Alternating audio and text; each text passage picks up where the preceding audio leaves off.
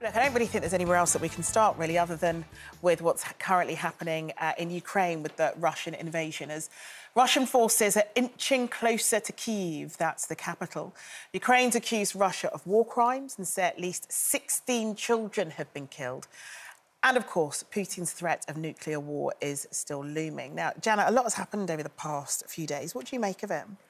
Well, I think yesterday marked the moment where I could hardly bear to watch television any longer. And, you know, listening to my voice now, I think it really affected me. On the news last night, we saw the footage of a little 10-year-old girl called Polina who had been, I think, at school, and she was hit by a sniper and rushed into a hospital where the doctors fought bravely and couldn't save her life. And then the doctor looks at the camera and says, "Show this to Putin. This is what he has done." And I just think we've seen so many images of children in, you know, huddled in basements, wearing, you know, all the clothes they can put on because they've got no heating, no electricity, no light, and food supplies are running out. And also pictures in the paper of children stuck in a cancer ward in Kiev. It's just heartbreaking. And just to bring home to us that this war affects really young people too. The United Nations yesterday, the Ukrainian ambassador to the United Nations read out a text from a Russian soldier to his mother. Let's look at the clip. Лёш, ты как? Почему так долго не отвечаешь? Вы точно на учениях? Спрашивает мать убитого солдата. Мама, я на Украине. Тут настоящая война. Мы бьем по всем городам. Подряд. Даже по мирным жителям. Нам сказали, что они нас будут приветствовать, а они кидаются под нашу технику и не дают проехать. Называют нас фашистами. Мама, мне очень тяжело. In several moments, he was killed. So after he sent his mother that text, he was killed. And I think that just brings home to us that the young people fighting on the battlefront for Russia are conscripts who had no idea what they were going into, and that Putin's put out a story in Russia, which I hope and I believe that more and more people are realising is a fake story, a fake justification for what he's doing. Yeah, I think that's one thing we definitely noticed with our reporters who are on the ground in both Ukraine and Russia is just how young the people are who are taking part in this.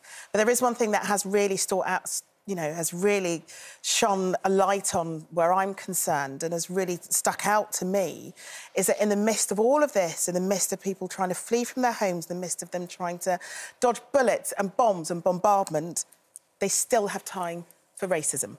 Mm-hmm. Because you've got thousands of Black, Asian, Syrian, Arab students and workers who have been also trying to get out of Ukraine and have been prevented from doing so due to the incessant racism that they have experienced. They've not been allowed to go through borders. There have been quite a few of them not been allowed to go through the border into Poland, for example, where they've been pushed back. We're looking at some of the footage now that people have been posting up. They've been pushed back. There are posters up saying no blacks. They have been pulled off buses that have been trying to get through the border because they have been not allowed to leave because they've been seen as being less than.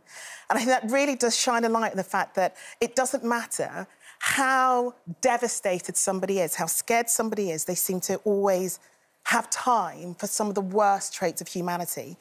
And there are British students as well. There's a Black British student called Corinne Skye who's been tweeting over the past week of her desperate travels, her desperation to try and get out of Ukraine and get back home to here, and has been fought back by Ukrainian troops, have been pushed back by Ukrainian people who do not feel, who believe that the Black people need to be at the back of the bus. Essentially, that's what we're talking about here.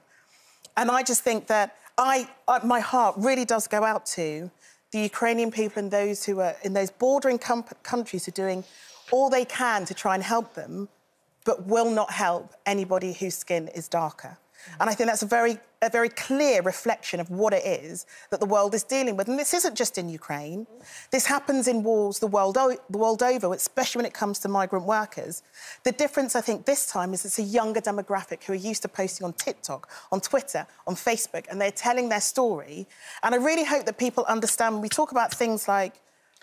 Yeah, but I know, I hear what you're saying and I completely understand it. And on the news last night, they did show some of the students talking about how badly they had been treated and the effort that it had taken for them to actually get on the train and cross the border. But I also think that Poland, for example, has exceeded all expectations in accepting 150,000 Oh, my goodness me. refugees. I understand that, but you have thousands of refugees. You can't stand there and say, absolutely. Oh, you 50 people come in, you 4 people with darker skin. Sorry. I know, but this isn't a surprise. This isn't a surprise to anyone who has moved, any asylum seeker who's moved across Europe has met this in Hungary and other countries. To a lot of people, it will come as a surprise. It didn't come as a surprise to me because I am a black woman who's travelled through Europe and I've dealt with a lot of the ups and downs that can come with. I love travelling, but you always have to make a judgment call about how to deal with certain situations as a result of the colour of my skin in the way that you won't have to, Janet. So I think, yes, it does happen, but this has really shone a light in a way that perhaps... You know, a lot of people watch this programme may well not realise just how difficult it can be. Well, I think if they watch the documentary about the family that crossed all the way from Syria right across Europe last year, which was like an award-winning documentary, everybody realises that anyway, but all the Eastern European borders are places that are fraught with all sorts of tension. I think it's easy, as, you know, we're both journalists, I think it's easy for us to say everybody knows. Everybody doesn't know.